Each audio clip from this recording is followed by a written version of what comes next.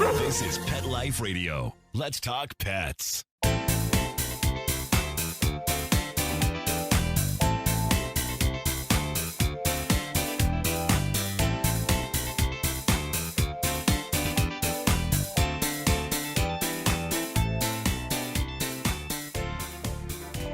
Welcome to Covered in Pet Hair, a boozy web show for pet lovers on Pet Life Radio. I'm your host, Isabel Alvarez-Arata, and today I have the pleasure of having a drink and a chat with a Pet First Aid Instructor. I'll tell you all about her and introduce you as soon as we come back from these messages from our sponsors. Welcome back to Covered in Pet Hair. I'm your host, Isabel Alvarez-Arata, and today I have the pleasure of having a drink and a chat with a pet parent, a dog trainer, a dog walker pet sitter, an entrepreneur. She's a dog person through and through.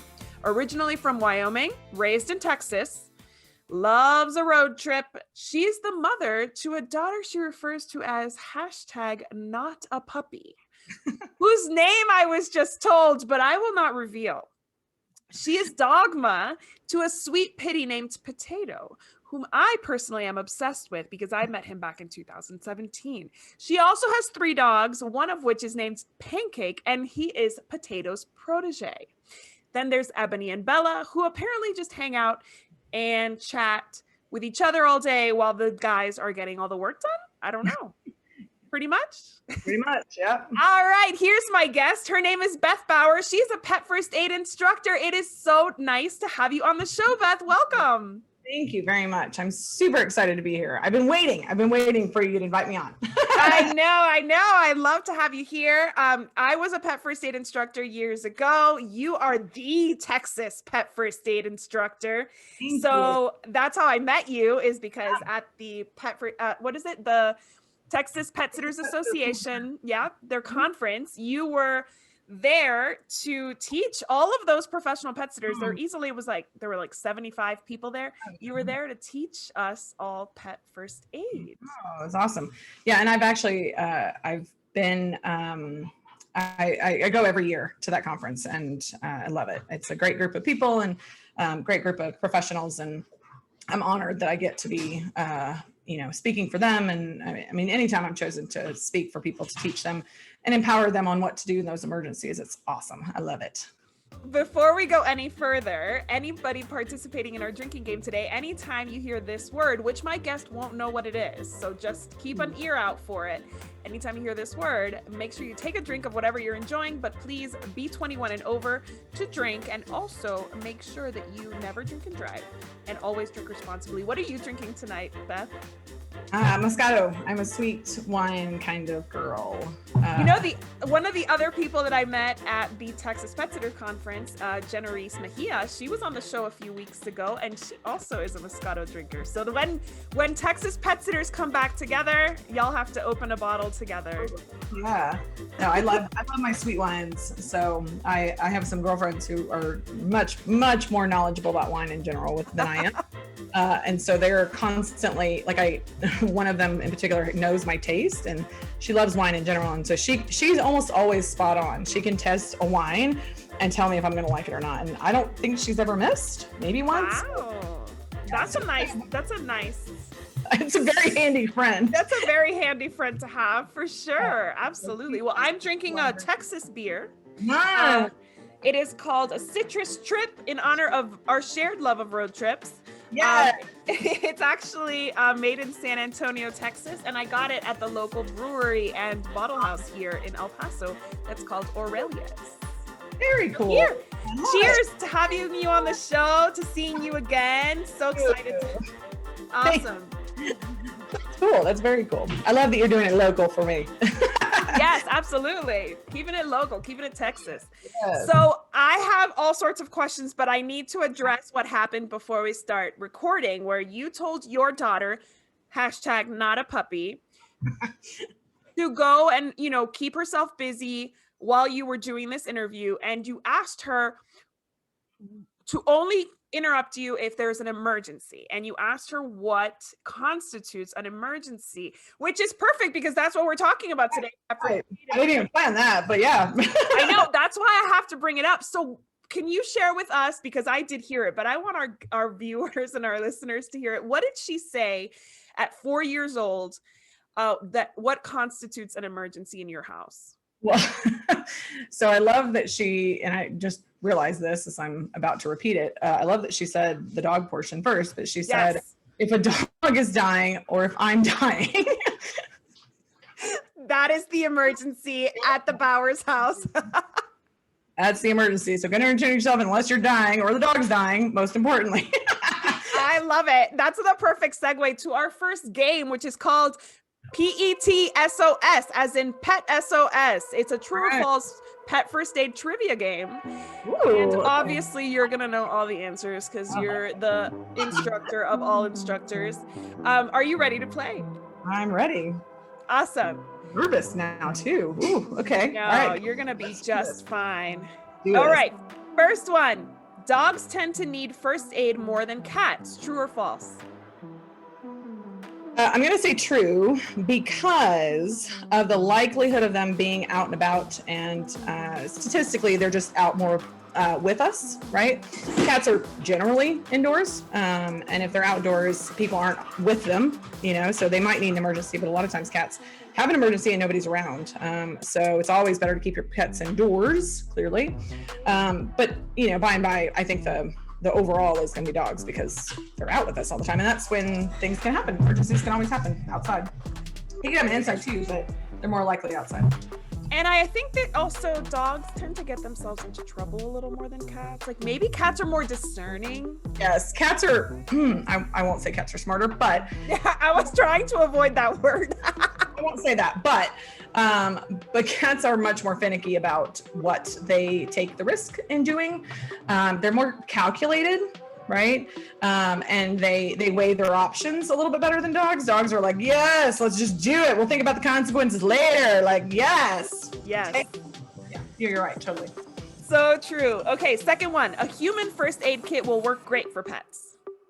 True or false? It will work great. I mean, so technically true, but it's not going to have everything you need, right? Because there's going to be things that are, obviously there's a size difference in humans versus dogs and cats, and some things you need very, very small, some things you need are much larger, depending on the pets you have, right? So yes, it will, but it's not complete. So there are a lot of things in the human pet first aid kit, or it's a habit of mine. Yes. The human first aid kit that you absolutely can use on your animals, but there are some things that you want to be cautious of, like triple antibiotic ointment. We don't want to use in cats. And so, but like you can use some triple antibiotics for creams for dogs, but then if there's a saline piece in your pet first aid kit for humans, you can use that to wash wounds out for the dogs. So there's a lot of things that can cross over. But there's also a lot of things that are missing that you really do need more for the pet. And it depends on what size of pet you have. So just like bandages are going to run the gamut, right? And Band-Aids don't stick on hair. Band-Aids are not going to do anything for any pet, right? And honestly, that's most of what a human first aid kit is. Like there's a few pieces, like there's tweezers and things like that you can pull out. Betadine if you have to, sanitize something, but most of what you're paying for is gauze and Band-Aids, and so that's just not the gauze you can use, but Band-Aids don't do anything for fur.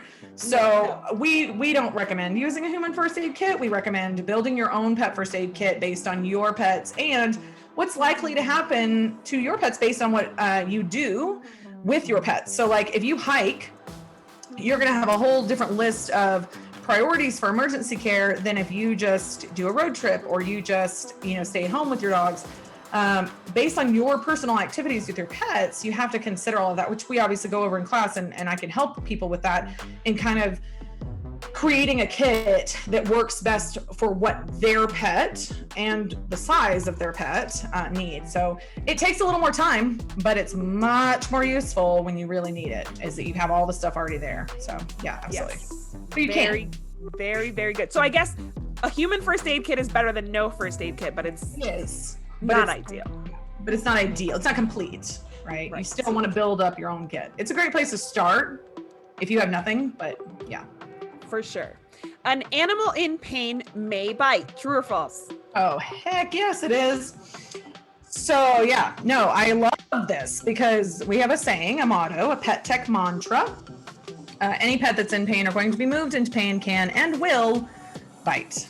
I don't care if it's your soul mutt. I don't care if it's Fluffy, who would never bite. If I'm in enough pain, I'll bite you, right? Like my daughter will bite if she's in enough pain. I mean, it just, when pain is bad enough, we have reflexes, and dogs especially, they won't bite you because they don't like you. It's not personal, but they absolutely will bite to make you stop, right? Yes. Because you're moving them in pain, or they anticipate pain. They don't want that. And so they may actually just grab you to, like, they don't bite you, but they may just grab to say, look, and that's a very nice dog or cat. Not likely in a cat, they'll bite you. but a dog might be trying to just say, look, dude, stop, don't go any further, right? But if it hurts and you're the one causing it, or you're the one close to them when they hurt, you could absolutely get bit. So we teach emergency muzzling so that everybody stays safe, because when you have that moment of an emergency, like, you gotta, if you get bit trying to help your dog, you then have to deal with both emergencies, right? Or like, if you are a pet professional and your team gets bit in the process of dealing with an emergency, regardless of your personal feelings about it, you have to ethically and legally take care of your employee before the dog. And that is not always an easy choice to make, right? Especially if they are the one that caused it, right? So you do have to be very, very careful, but you have to, I mean, humans have to come before the animals. So you've got to make sure everybody stays safe, right? Very good points, actually. I never thought about that. And I ran a 12-year plus business where I was like, always like, what we do for the dog, or what we do for the cat. And yeah, obviously, I mean, I think it went without saying, but yeah, we didn't even tell our staff, like, you're obviously going to become the priority if you get hurt. Yeah. And they don't always want to be the priority, but you have to take care of them first.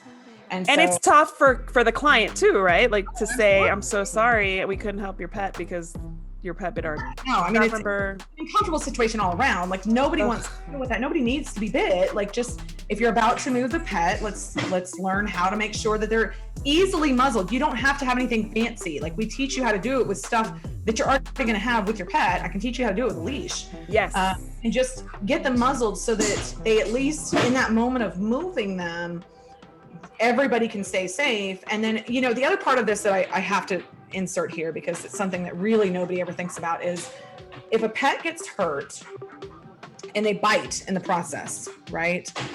Obviously, yes, you have to take care of the pet, but if it's something that's going to need long-term hospital care, you have to then go through a quarantine process, because now there's a bite on record, right? And so, like, that just adds a whole nother level.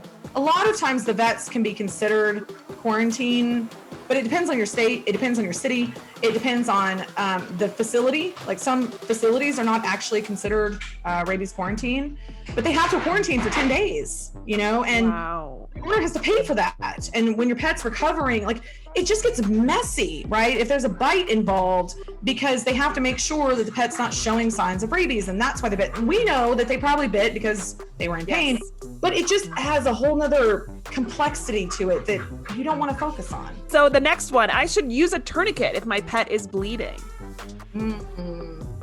See, you're giving me all these, not really true, not really false.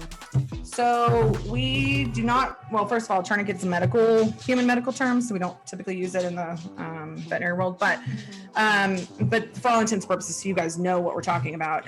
Yes, in some cases, when the dog is bleeding out, you do have to cut off the bleeding, but it gets very complicated, because if you cut off the bleeding, you cut off the bleeding, right? So you can stop the bleeding if it's a life over limb decision, right? So you want to be very, very careful with that, because if the dog is truly bleeding out, now that varies on size, how much blood you're seeing, all of that, not just because you see a little bit of blood. Right.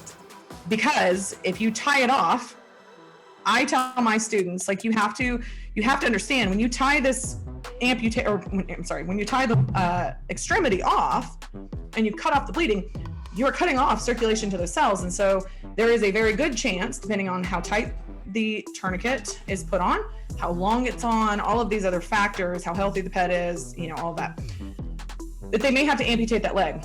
If the cells die off, they're not going to be able to replenish, right? And so it's a very dicey situation. And especially when you're dealing with a client's pet, for any pet professionals, like, you better be darn sure that that pet is truly bleeding out before you just tie it off. There's lots of other protocols that we do before we get to that point to see if we can control the bleeding, because the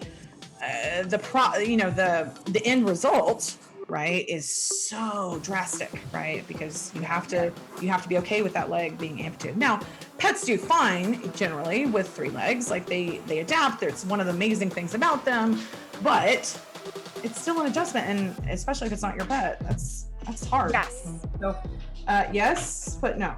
True. Okay, so only in the most dire of situations. Yeah. So this is an always answer. So burns always need medical attention. True or false? I'm gonna say yes, because I always tell people that I'm not a vet. I will never play a vet on TV, right? Like, I am not going to give you medical advice and tell you, no, that burn is fine. Like, you can heal it. You can put something on it. It's fine. I'm always going to say, regardless of your training, regardless if you're a nurse, regardless if you're a veterinary student, if you're a vet tech, which I was a vet tech for 11 years. So there are a lot of situations that I can probably make a judgment for more than a layman pet owner, but I'm still not a vet, right? Like, and I still don't know everything. And there's so many factors. So I can't say for sure your dog's burn is going to be fine, right? Because there's so many things. So yes, absolutely. Always seek veterinary care. Even if you have the emergency handled, always seek veterinary care, because you're not a veterinarian, right? And make sure that there's nothing else outside of your realm that you may not even be aware of that you don't know. There's a lot that I don't know. I mean, I know a lot, but I don't know everything, right? Yeah. And most general pet parents aren't going to know how severe that burn is. We're talking very different experience for an animal with fur versus like our skin. There's first, second, and third degree burns, and there's chemical burns versus versus like electrical. Yeah, I think like electrical burns. Yeah. There's electrical, there's hot asphalt, like they can just get burned, heat burns.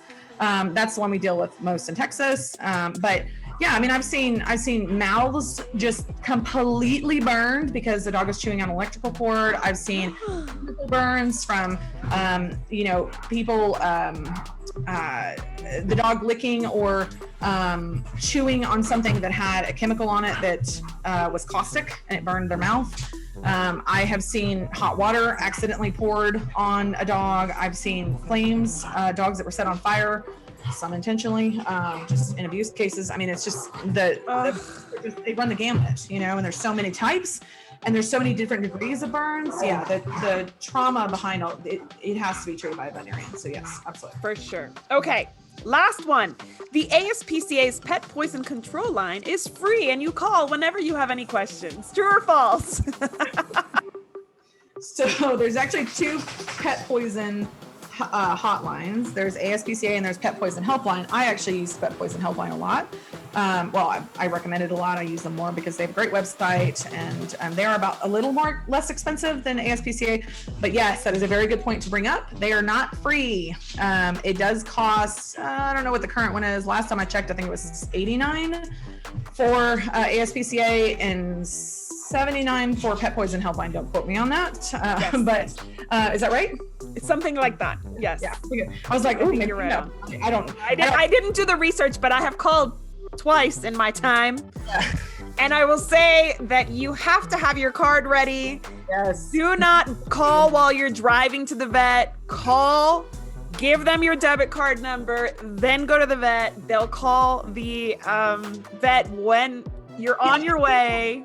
Yes. People always ask me, like, why in the world would I pay, them if I'm going to the vet? And I have to point out, like, your vet is generally a general practitioner. They're not toxicologists.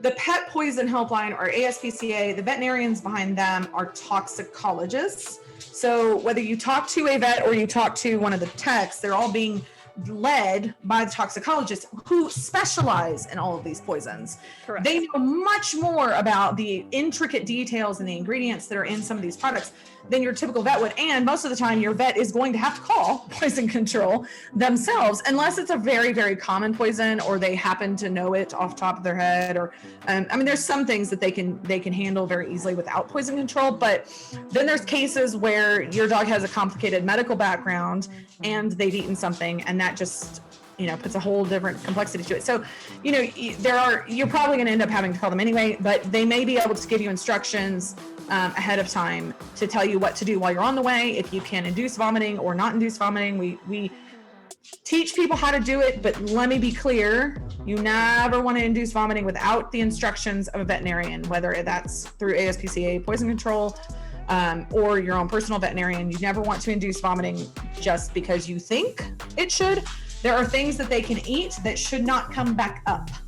Right. So they'll do more, as much or more damage coming up. Just let them stay there and let the vet deal with it. And I mean, and just ask what they need you to do. There might be something you can do at home, and then they may tell you that what they ate for their weight isn't an emergency. You may not have to. So your, $79 fee might be the only thing you have to pay. You may not have. It may actually save you money from not going to the vet. So correct. And this includes medication that they may have eaten. So I think it's important to remember that whether it's dog-specific medication or human-specific medication, an overdose is an overdose is an overdose. And so Pet Poison Control Line and the ASPCA Pet Poison Control, they cover not only poisons, but medications in overdose situations. Human medications, I mean, at least 1 year recently, was the number one. When you put all the human medications that dogs have eaten, that was the number one reason they were called. That, yes. Rat bait and chocolate and all of the other, I mean, there's several of them that are very common, but human medications is typically number one for them. So yes, so put your stuff away, guys. Absolutely. And make sure you call with your debit card number handy before you start heading to the vet, because that information has to happen. So I have to take a break right here. I will be right back with Beth as soon as we come back from these messages from our sponsors.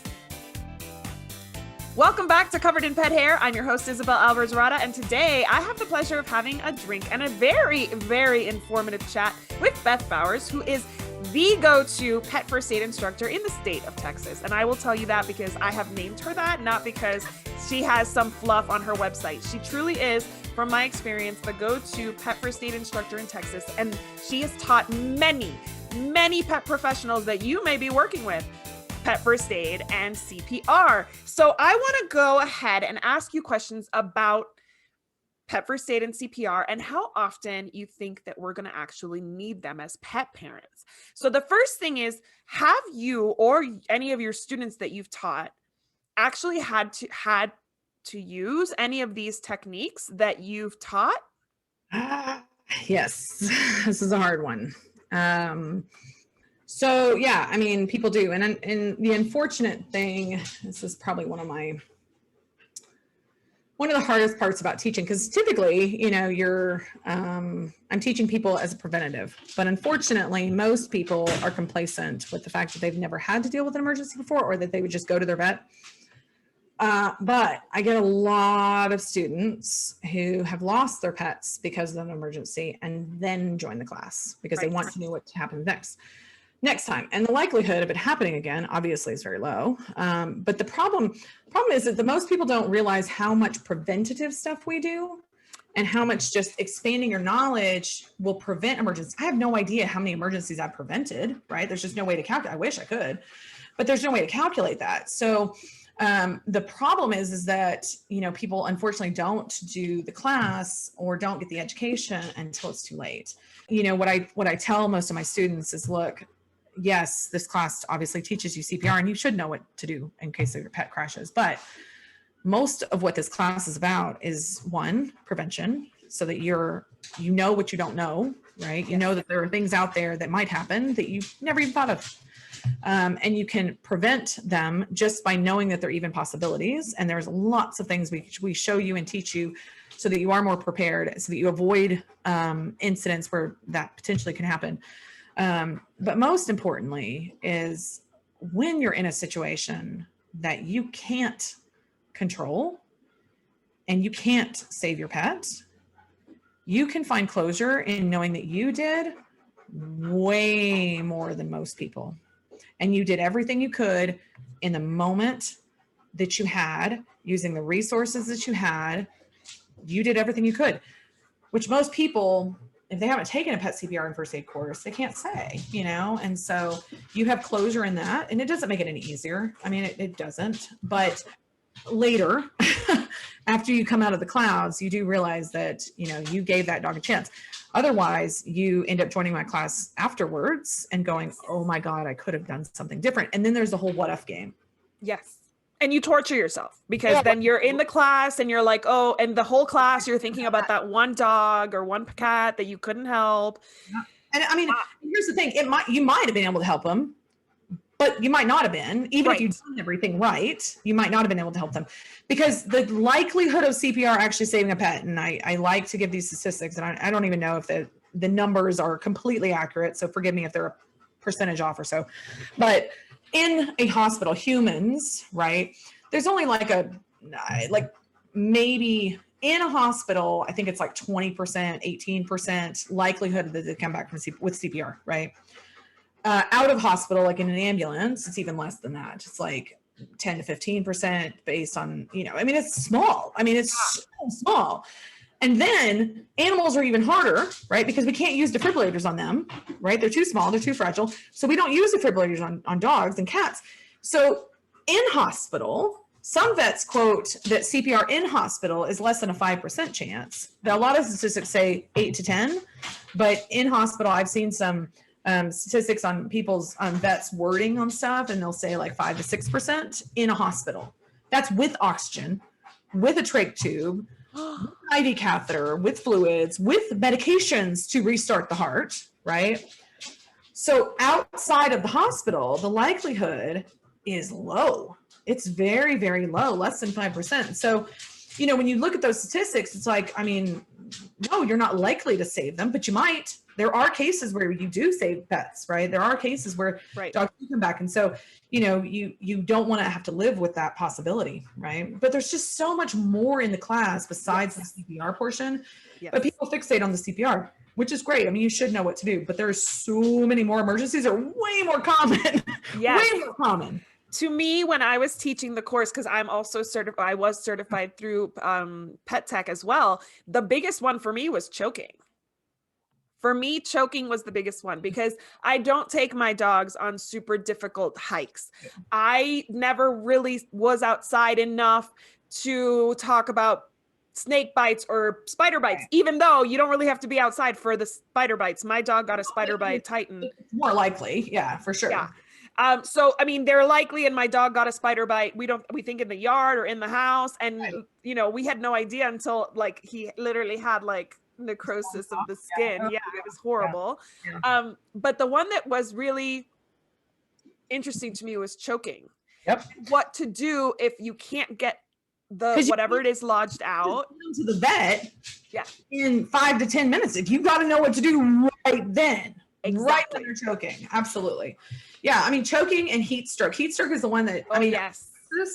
So the problem in Texas is that we have not only high heat, and that is a portion of it, but the humidity is so bad through so many of our months, and the combination of the heat and humidity, it kills our dogs. It does. And Florida deals with the same thing. There's lots of states that deal with high heat. But dry heat is a little bit easier for them to tolerate. Then you get burns on the asphalt and stuff like that. But heat stroke is another one. It's probably the number one when I'm out doing events and things like that. That's probably the number one thing I deal with as far as pet emergencies. But choking, I have a lot of pet boarding facilities where pets choke on rawhides that they shouldn't give them. Do not give your pets rawhides. Do not. And let me say something. Do I have 2 seconds to say this? You can have as much time as you'd like. I want to clarify this because years ago, everybody started to hear from vets, don't give your pets rawhides, don't give your pets rawhides, right? So people stopped giving their pets rawhides. Obviously, sales went down, right? Have you noticed when you go to pet stores, how many chew bones say no rawhide on them now? I don't know if you noticed that. Yes. So they say no rawhide. So your typical layman pet parent goes, oh, no rawhide, totally safe. Because my vet specifically said no rawhide.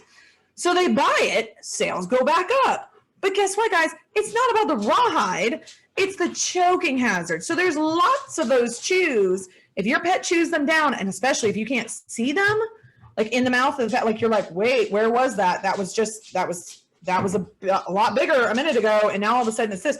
When it gets to inside their mouth, or even right on the outside of the mouth, take it away immediately, and just chuck it. I like the Himalayan yak chews, because once they get to a small thing, you soak them in water and you put them in the microwave and they puff up. It's amazing, right? So they become bigger. That's so cool. Anyway, but there's so you don't have to like waste the little bit, but just chuck it. Know that you're going to throw out, size appropriate chew bones. There's pros and cons to all kinds of those bones, and I'm happy to discuss that later. But like, you just have to understand, no rawhide does not mean that it's a safe thing for them to chew on. It might be fine, but it's the choking hazard that we're all mostly worried about. So when your pet is an avid chewer, they can swallow any of them, and inhale them, and it goes down the wrong tube, and then they choke, obviously. Yes, for sure. And to me, the biggest thing about choking is if you can see it, you take it out, sure. But if you're not there and they're chewing on it, how could you possibly see it? So always when you give your pet a chew of some sort, be there to supervise. Listen to see if you're hearing the hacking, kind of like we do baby-led weaning with my kids. And one of the biggest rules is they have to be supervised. You don't just give them something to entertain themselves and go run an errand in your house. You sit there and you watch them, because choking is silent most of the time, but you could maybe hear a little something. Part of choking is silent. Like, if they can cough and gag, we're okay. Like, we're not okay, but you gotta be there to watch it be okay. But if I can cough or I can gag, there's breathing happening. There's enough air to pass that object to be life sustaining. Once it goes silent, you're in big trouble. Dangerous part, right? So it's not always so easy, right? And dogs will choke on their food. Yes. Dogs will choke on. I mean, I've heard it. I've seen it. It's just crazy how they just, especially those inhalers, right? The vacuum cleaner dogs that we've got. They just inhale the food, especially boarding facilities. If any of you are boarding facilities, I see it so often in boarding facilities, because the dogs are anxious. Yes. And it changes their eating habits. And so they just, and I feed out of slow feeders. Most of my boarding dogs eat out of slow feeders or puzzle toys. They're also like a good way to entertain and enrich your dog. So it slows them down. It's healthier for them. They get mental stimulation. I feel like everybody needs to jump on this bandwagon, especially during like when we're laying low at home, not doing so much stuff, not taking our dogs on road trips. Give them some enrichment every day. Yeah, that's the trainer in me. I will talk about it. I mean, that's a whole nother podcast. I know we can do another one. Well, I actually do have to wrap up. I know you actually have a training session after this. So tell us, how can our listeners and viewers get in touch with you if they want to learn more about your pet CPR and pet first aid and CPR classes, and about your dog training, pet sitting, walking? All of it, right? All of it. So we are ramping up. There's PetTech instructors across the country. So, first I'll say that. So definitely go to pettech.net to find a class near you, to find an instructor. If you're interested in becoming an instructor, which we're ramping up a lot of, because COVID, obviously, we believe in in-person classes. We have never gone online. We will never go online, because we want this information to be in your muscle memory, right? How many webinars have we all taken this last year that I don't remember half of them, right? I don't remember half of the stuff. This is not something where we want you to be like, I just want it for the certificate. I want you to actually be able to save your pet or your client's pets. And you've got, in that moment of an emergency, you can't just go look and refresh your memory of a webinar, right? Or go back to refer to your notes. That's just not possible. So the skills in our class, we make you do them over and over and over, so that in that moment, you don't think about it. You just act, you just do it. And trust me, we hear it so many times. It just came back to me. It just came back. And so it's an amazing class. It's long, it's comprehensive, it's complete. I obviously I love teaching, and I've been teaching for 14 years now. So I've been doing it a long time. I'm a master instructor. There are 13 of us master instructors across the country. So we're all over the place. So if you have an interest in becoming an instructor, check out pettech.net, find an instructor training to you. If you want to come down to Dallas, chill out, go out to Austin, I don't care. Like, we can do a lot of classes have been very, very small or cautious during COVID.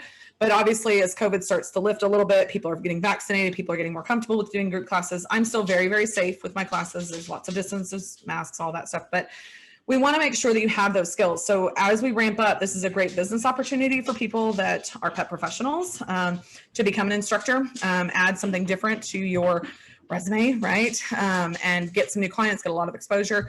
That's something that is very different, right?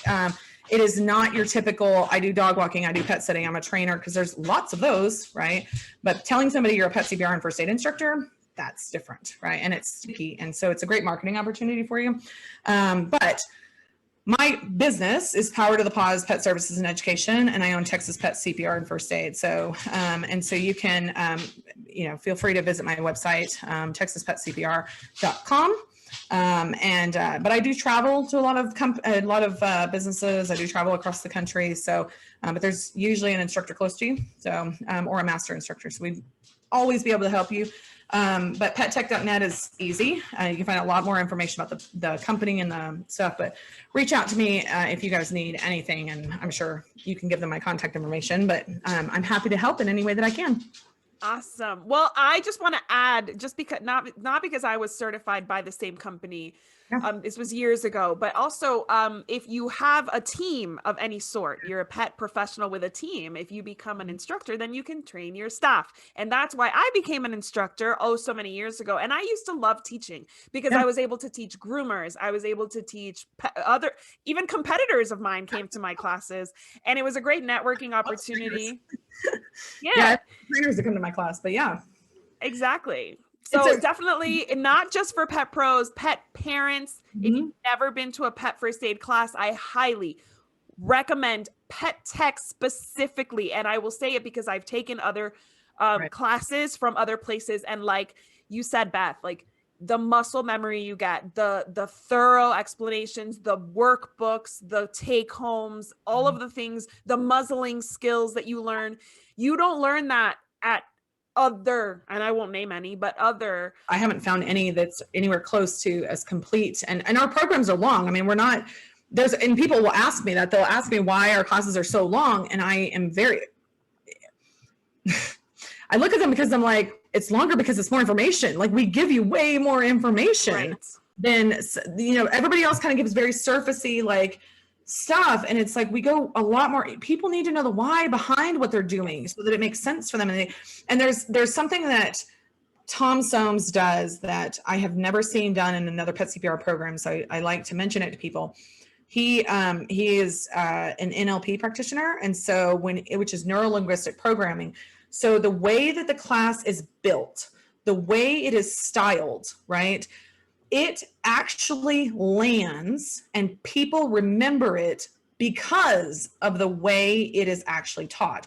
So there's very specific protocols for how we teach it so that you learn. And it's not just like Tom just threw this program together. I mean, first of all, there's veterinarians involved and all of that. And there's a lot that goes into the program, but there's a whole nother level that I've never seen done with another CPR class, but it's the neuro-linguistic programming so that you actually do retain it without ever knowing that it's there, right? Like, it's not an obvious thing, but it's built into the program in the way that we teach it. So it's fantastic. And I, obviously I love PetTech and have been teaching them for so long. So, well, thank you again for being on the show. I want to propose a toast to you for all the good you're teaching all the peeps out there.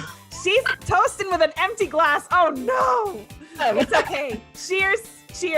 I also want to propose a toast to our executive producer, Mark Winter, for making this show possible, and to our listeners on Pet Life Radio and our viewers on YouTube. Thank you for spending your time with us. Here's to a life covered in pet hair, because there's no better way to live. Cheers. Cheers. To learn more about Covered in Pet Hair, please visit coveredinpethair.com or petliferadio.com. Thanks for watching, and we'll see you next time.